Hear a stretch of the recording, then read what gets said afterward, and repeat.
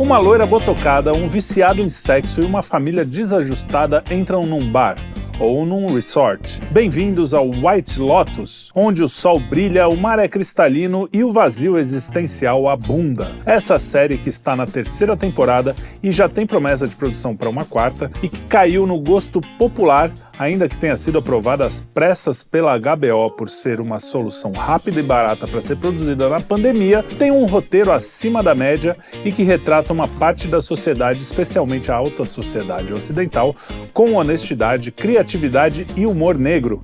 Ainda pode usar essa palavra? Humor negro? Sei lá. Bom, ainda que seja uma série voltada para esse tipo de humor, o que a gente pode aprender com essas histórias? Será que não existe redenção? Somos mesmo escravos das nossas paixões e de um mundo sem sentido? Tudo isso você vai ver agora neste Cine Quinto. Corta! Olá, meus cinéfilos elementares, eu espero que vocês tenham passado bem essa semana e a gente está de volta aqui com mais um Cine Quinto e eu já queria pedir, como sempre, para vocês darem aquele joinha esperto, comentarem, compartilharem o nosso vídeo e também para se inscreverem no nosso canal, hein, seus safadinhos, porque vocês estão assistindo sem se inscrever, porque isso é muito importante para nós, tá bom? E vamos começar mandando aquele abraço aos nossos comentaristas do vídeo passado sobre o Cassino, que foi o Cine Quinto da semana passada, o filme do Scorsese, o Arturum. Porra, Trielli, só falou merda a respeito do filme A Última Tentação de Cristo. Olha, eu falar merda sobre filme é alguma novidade pra você? Eu sou pago pra isso, meu querido. Mas, brincadeiras à parte, eu vi esse filme há muito tempo mesmo, bem antes de eu ter me convertido até. Pode ser que, revendo hoje, eu tenha uma visão diferente dele. Então, obrigado pelo comentário e manda um abraço pra Maria aí, tá bom? O Rony também, Rony CBX6210, tá mais fácil tentar se aposentar pelo Tigrinho do que esperar o INSS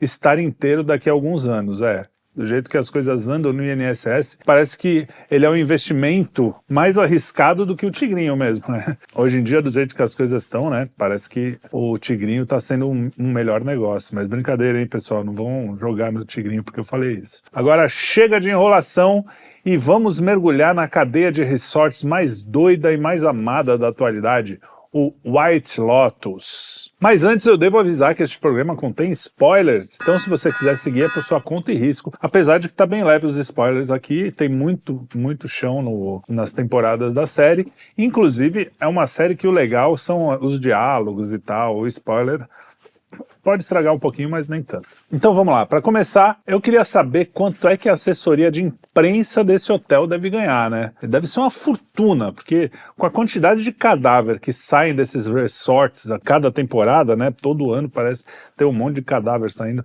Eles devem trabalhar muito, né? O pessoal da assessoria de imprensa. Deve ganhar bem também, porque os resorts é super chique, né? Bom, a série foi criada e dirigida pelo Mike White, cujo o pai dele, foi um reverendo e ghostwriter de figuras como Jerry Falwell e Pat Robertson, que são famosos pastores protestantes da TV americana, né? Tipo uns caras assim da TV, como é que é o nome daquele pastor aqui que tem as TVs? Enfim, eu não sei, não acompanho, mas vocês devem saber. Ele fazia os textos, né, os roteiros para esse pessoal aí da TV americana. Só que em 1994, o pai, né, do Mike White, ele assumiu a sua homossexualidade e virou um ativista gay. Ele saiu dessa vida de religião, né? E virou um ativista gay. Deu uma reviravolta mesmo. O Mike White mesmo, ele se diz bissexual. E isso talvez explique um pouco o fato da série ser tão centrada nessa história do sexo, né? Deve ser uma coisa que na cabeça dele deve estar meio mal resolvida, o que, né? É mais do que natural com uma história dessas. Deve ser bem doido. Mas também, isso tudo pode explicar um pouco a profundidade dos personagens, né? A ausência desse maniqueísmo, porque ele já conheceu bem o outro lado. Não é que nem aqueles caras de Hollywood que nunca viu um republicano na vida. Então, ele sabe como é que é a vida e sabe que são pessoas comuns, que têm ideias, têm defeitos e têm qualidades como qualquer pessoa, né? A série também é muito bem escrita e ela entretém. Ela é uma série que entretém, não é uma série super profunda, né?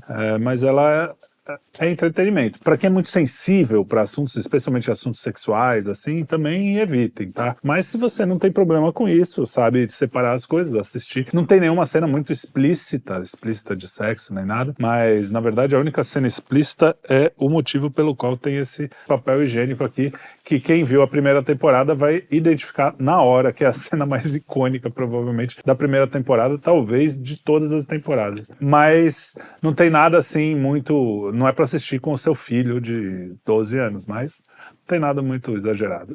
A série, como eu disse, ela é muito bem escrita, ela entretém, e o autor costuma ser honesto com os personagens, sabe?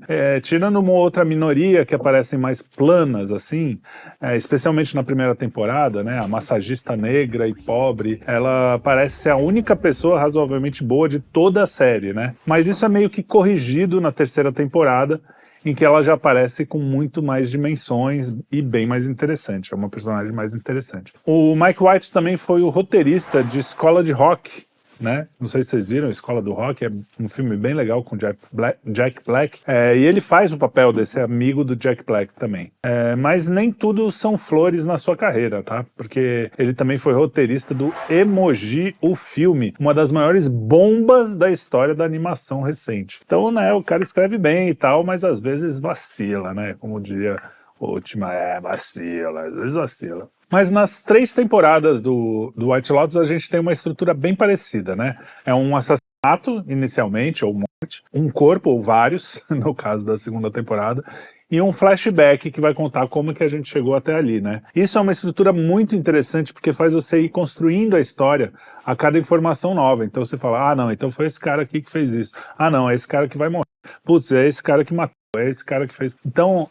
é muito gostoso de assistir, para quem gosta de humor negro, como eu, por exemplo, e tem muita coisa que, como ele é muito honesto, apesar dele ter uma visão provavelmente mais à esquerda, ele é um cara, assim, que você vê o lado, por exemplo, os personagens mais conservadores, vamos dizer assim, que ninguém é muito conservador ali, mas tem uma das temporadas que a mulher, ela vota no Trump, né? São 3 amigas e uma delas vota no Trump. E as duas ficam, nossa, que absurdo. Ficam meio de lado, assim. Inclusive, esse triângulo das amigas é muito interessante, porque cada vez 2 vão ficando contra a outra, e aí no final tem um êxtase ali das 3, e é até bonito o momento em que isso...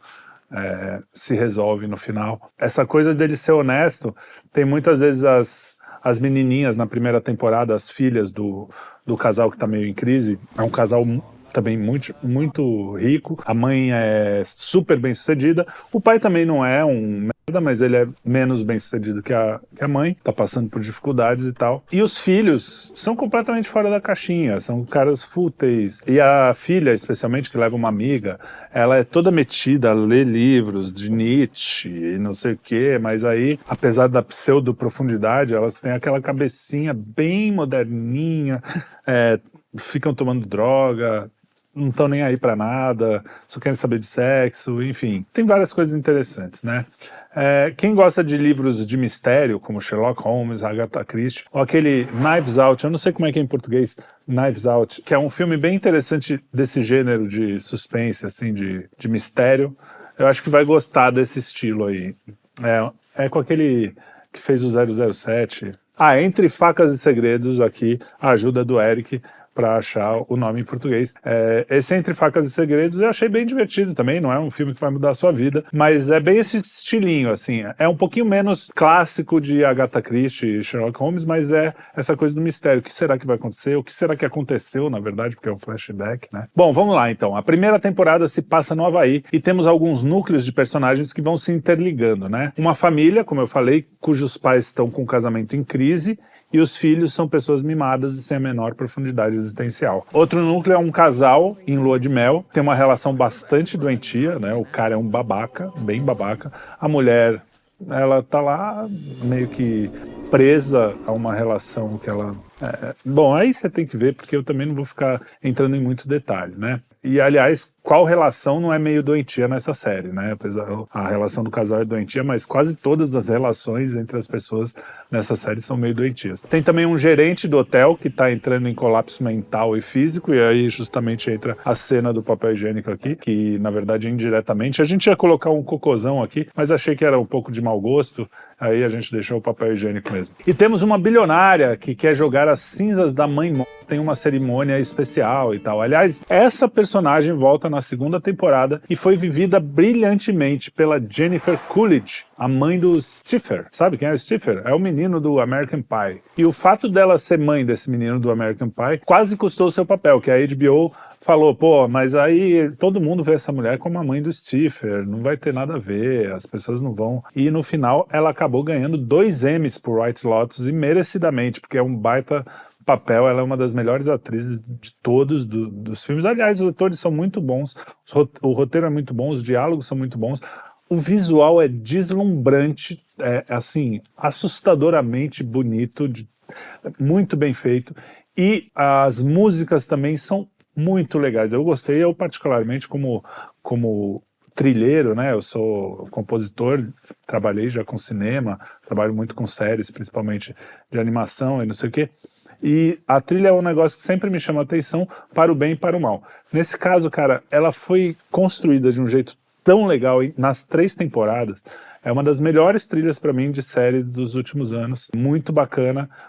Tanto as músicas que já existem, que eles colocam de fundo, quanto as que foram criadas para a série. E nessa temporada, como nas outras também, todos eles têm tudo o que o mundo moderno almeja. Eles são ricos, bem-sucedidos e estão de férias. Nada que... Ou seja, ele construiu um ambiente que é para ser perfeito mesmo. Tipo, não tem o que reclamar. Inicialmente você pensa, não vai ter nem filme. É tipo Downton Abbey, né? Eu sempre falo, eu gosto de assistir Downton Abbey, mas aí eu começo a assistir e falo, pô, eu queria ver um dia normal, né? Porque como roteirista, ele não vai querer fazer um dia normal, tem que ter sempre um problema, algum desafio para aquelas pessoas. Mas eu queria um dia normal em Downton Abbey, sabe? Levantou, tomou café, conversou sobre as coisas do dia e foi dormir. Foi caçar no meio, né? E eu tenho um pouco essa sensação também no White Lotus. Pô, eu queria pelo menos um capítulo primeiro, podia ser, que os caras simplesmente estão vivendo ali naquele lugar maravilhoso, cheio de dinheiro, podendo fazer o que quiserem. Mas, na verdade, não é assim, né? E não é assim também na vida real. Basta você lembrar, às vezes, que você foi viajar e ir para os lugares mais maravilhosos, se é que você já foi, ou os momentos mais felizes da sua vida. Não é uma coisa tão simples assim, simplesmente tá tudo bem. Tem o seu problema lá de trás, que tá meio pendurado. A vida é muito mais dinâmica e cheia de nuances, né, do que simplesmente, ali estou feliz, resolveu. Tanto é que, mesmo que aconteça isso, você fala, não, agora esse dia foi perfeito, aquilo vai acabar, né? Tudo que é bom e tanto que é ruim também.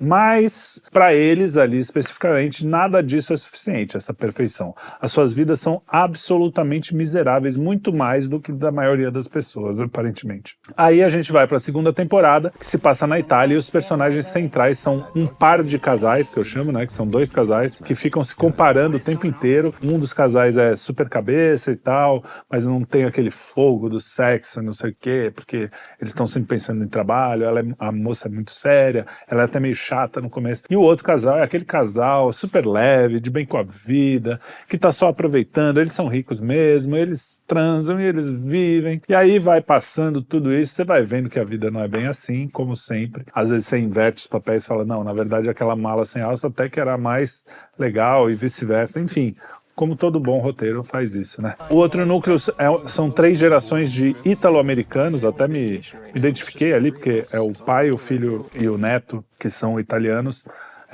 descendentes de italianos e que vão buscar as origens da família. Só que também é tudo um bando de maluco, desvirtuado, enfim. E também é muito divertido. Aliás, o mais velho, que é o avô, é um atorzaço. Lá tem muitos bons atores, mas ele é absurdo.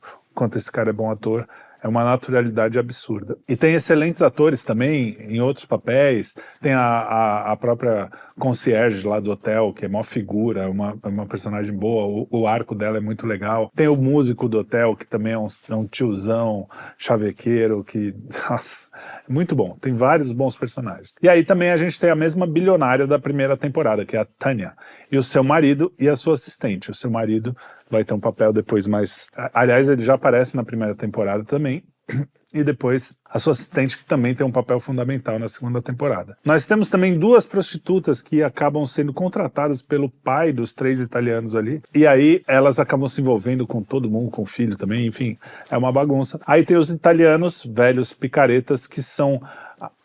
meio que aliciam a Tânia, que é a velha bilionária, para viver uma vida de puro hedonismo, enfim. Cara, a segunda temporada eu acho a melhor e tem cenas sensacionais, que eu não vou dar muito spoiler, porque não faz sentido eu dar spoiler. O que eu preciso falar sobre os spoilers não são tão importantes assim, então vai lá e assiste, né?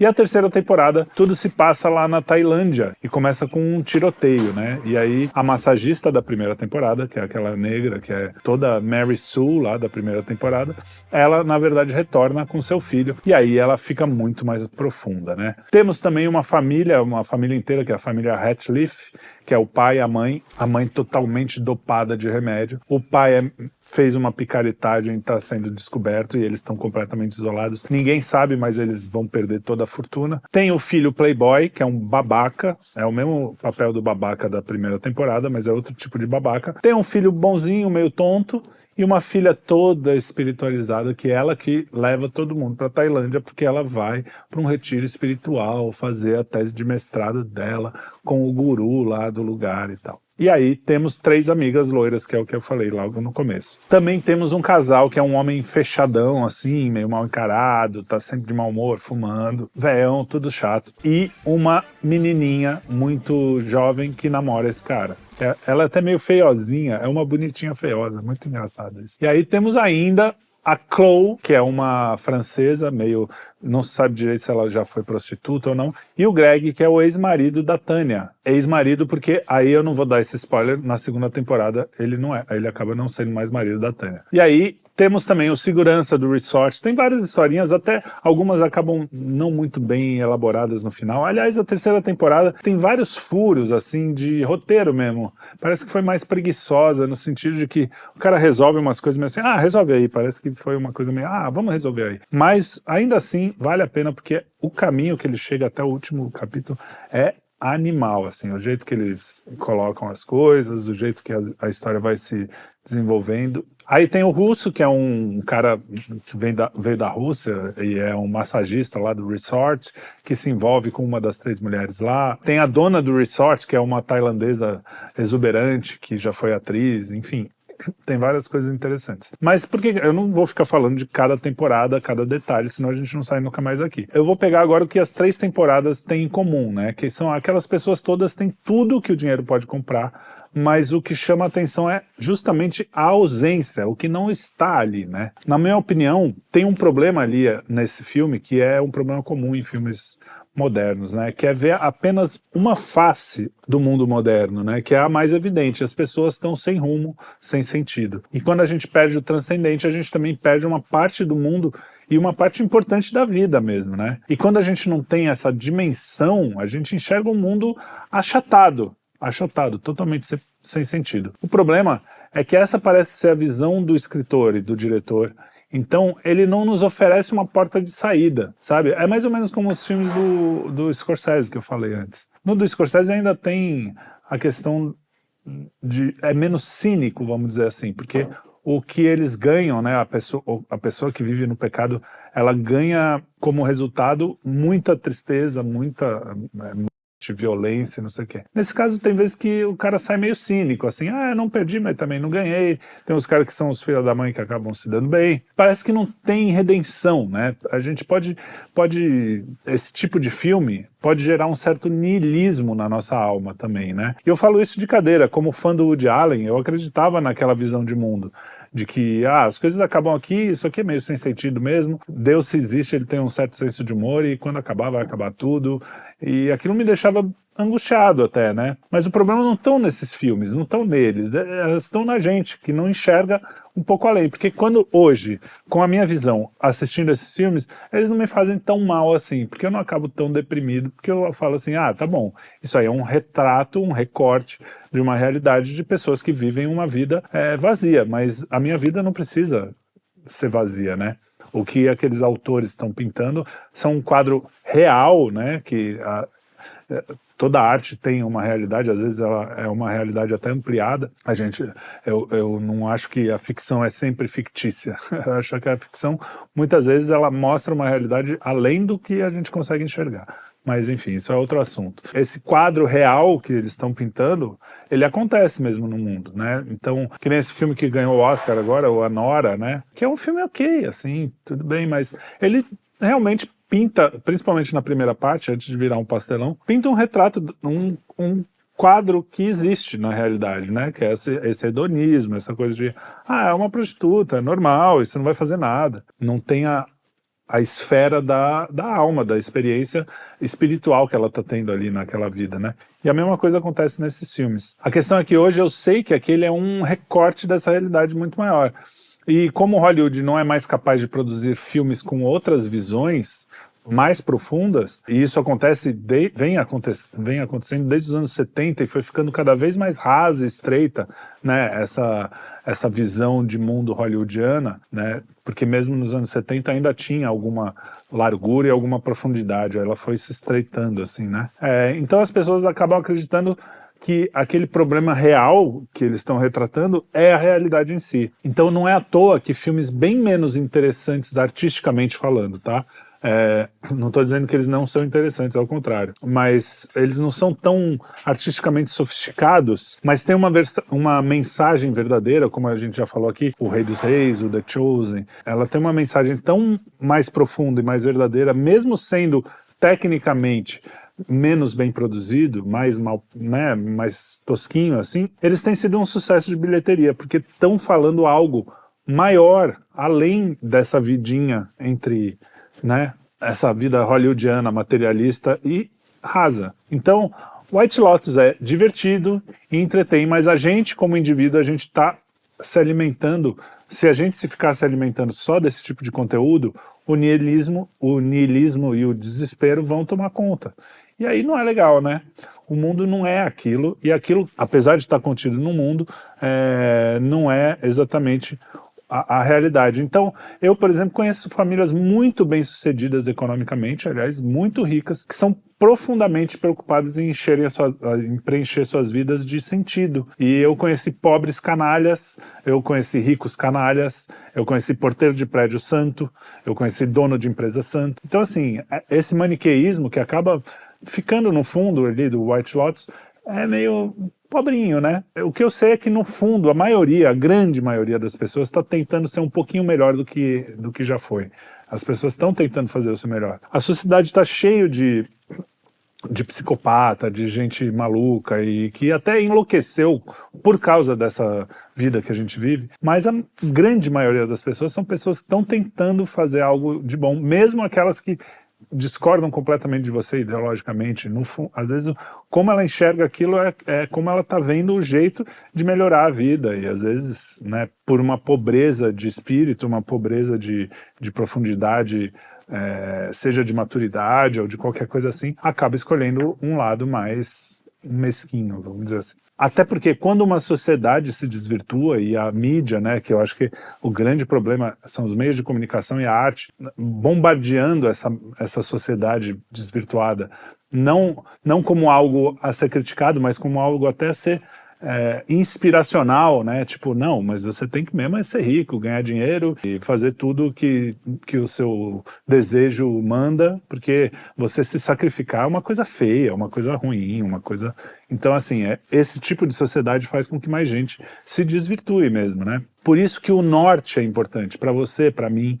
Isso está na educação, nas artes, no convívio diário. Como você está fazendo com seus irmãos, com seus filhos, com seus pais, né? Como você está tratando as pessoas? Como você trata o porteiro do prédio? Como você trata o seu chefe, né? Porque também a gente sempre fala assim, de cima para baixo, mas de baixo para cima também. Como é que você trata o seu padre? Como é que você trata o seu chefe, o seu pastor? Como é que você trata as pessoas que estão acima de você? E também as que estão abaixo, né? Então, depende muito de você, das suas pequenas ações e das minhas e das nossas, né? É por isso que esse tipo de filme pode ser muito interessante como uma diversão até, mas também para você falar, bom, eu não posso parar por aqui e ficar só nesse quadradinho, né? Eu vou terminar aqui citando outra série que começou muito bem e depois virou um negócio bobinho, sem graça, não sei o que aconteceu, eu até fui ver se eram os mesmos roteiristas e pior é que eram, né? Mas a tese inicial da série era muito boa, ela chama Ted Lasso, né? Ted é um treinador meio bobão de futebol, de futebol normal, mas ele é americano, mora nos Estados Unidos, e aí ele é convidado por um time inglês. A dona do time quer detonar o time e ela pega o cara mais tosco para ser treinador. E quando você vai ver, o cara muda a vida de todo mundo apenas fazendo o bem, simplesmente o bem, e puro e simples, ele perdoa tudo, ele não é bobão. Aliás, quando eu assisti, eu logo pensei no Idiota, do Dostoiévski, né? O Idiota e Ted Lasso são cada um à sua maneira tratados sobre a figura do homem bom, aquele cara muito bom em uma sociedade que não é boa. E a gente sabe bem o que é isso, quando você tem essa intenção de ser bom, mas a sociedade fica viu, o cara é bom, ele é um otário, né? Como assim ele vai perdoar uma coisa imperdoável dessa, né? Como se nós fôssemos perfeitos e nunca precisássemos do perdão, não só das pessoas, como do perdão de Deus, né? A grande diferença entre o Ted Lasso e o Idiota, do Dostoiévski, é que o Dostoiévski termina mais trágico, ele termina em tragédia, como que dizendo que o mundo não merece essas pessoas puras, né? Enquanto o Ted Lasso aposta num final mais esperançoso, que eu até gosto. Eu gosto de ver um filme assim e acaba e você fica feliz. As primeiras 2 temporadas, a segunda já começa a ficar meio estranho algumas coisas, mas são muito legais. Você sai se sentindo bem, assim, é bem gostoso de ver. Quem não viu, eu até sugiro que veja. É uma série bem agradável até a segunda temporada. A terceira até assiste, mas já não vai esperando muita coisa, que ela dá uma decaída bem, bem grande. No caso deles, a bondade não vem pela força, mas pela constância. Ele é bom sempre. Ele não vai fazer uma coisa ruim para o outro, mesmo que o cara seja o mais sacana. E no final, isso acaba retornando. E é a chance até caridosa de você dar a chance do cara olhar, nossa, eu fiz uma cagada, eu posso me arrepender e ser melhor depois, né? Assim como Forrest Gump. Aliás, é outro filme que eu assisti esse fim de semana, chama Here, aqui, que é do mesmo diretor do Forrest Gump, Robert Zemeckis. É um filme bem marromeno, mas também vale a pena, talvez eu até faça um cinequinto sobre ele, porque tem várias coisas para abordar ali. Bom, mas em qualquer um dos casos, o homem bom, ele sempre faz o que deve ser feito. E todos os personagens de White Lotus fazem o que o seu desejo manda, raramente o que o seu dever exige. Então, mesmo o bonzinho lá da Itália, que tem um dos caras lá que é bonzinho, o neto dos 3, o pai, filho e neto ali, ele é moldado não por um desejo de agradar ou louvar a Deus ou de fazer o certo. Aliás, nem o Ted Lasso, tá? Porque essa parte espiritual no Ted Lasso nem aparece muito. Mas o desejo, nesse caso é mais explícito, é de salvar a princesa, talvez até por uma coisa meio egoísta de falar, como eu sou bonzinho, sabe? É a diferença do homem bom do bonzinho. Ali ele tá mais para bonzinho. Então tem tudo isso, né? São questões que acabaram pipocando na minha cabeça enquanto eu via essa série. No final, a questão para esses personagens do White Lotus nem é só espiritual, como mostra a menininha que vai para a Tailândia, né, que eu falei que é a filha lá, para se encontrar espiritualmente, e ela desiste, por exemplo, porque a comida não era tão boa e o ar-condicionado não tinha no mosteiro. Ela fala assim, ela faz todo o auê, faz os caras irem para a Tailândia, a família inteira, de repente ela vai, passa uma noite lá no lugar e fala, sei lá, eu pensei 1 ano sem ar-condicionado, vai ser difícil, né? Então, mesmo a espiritualidade e a transcendência, elas não funcionam sozinha, como no caso dessa menina, desatrelado à verdade, a verdade com V maiúscula, aquela verdade profunda. E a verdade é dolorida, meus amigos. Não é à toa que Jesus disse, pegue sua cruz e me siga. Senão ele teria dito, pegue a sua Ferrari, o seu dinheiro, o seu vibrador, sei lá, qualquer coisa, e me siga. Mas não, ele disse cruz. Então a gente tem que pensar, e aí? E você? E eu? Como que a gente tem lidado com isso? Será que a gente está buscando algo mais do que essa vida que é retratada na série do White Lotus? Essa vida de ficar assistindo série, vendo vídeo na internet, né, que nem esse aqui. Como você tem cuidado da sua vida? Você tem buscado se cuidar espiritualmente ou está só atrás desse pote de ouro, que aquelas pessoas do White Lotus já encontraram o pote de ouro e perceberam que ele está cheio, na verdade, é de esterco, né? viu? Uma série dessa niilista pode te levar para lugares bastante elevados. Por isso que eu falo que às vezes você tem que tomar cuidado, que, ai não, mas essa série não fala de nada, ai, ela é super fútil, é não sei o quê. Às vezes lá tá justamente o ponto de partida para você fazer uma reflexão maior. Tá? Então, às vezes, um filme bobo pode te levar para lugares impensáveis. Por isso que eu gosto, por isso que eu tô aqui no Cine Quinto também, para nós juntos aqui, para a gente viajar para esses lugares tão interessantes que a arte pode nos levar. Espero que vocês estejam gostando dessa viagem tanto quanto eu, e não deixe de assistir os nossos outros programas que estão na nossa grade. Não deixe de dar joinha, não deixe de compartilhar, não deixe de se inscrever e assistam aos programas do Estúdio Quinto Elemento. Um grande abraço, eu sou o Felipe Trielli e até o próximo Cine Quinto.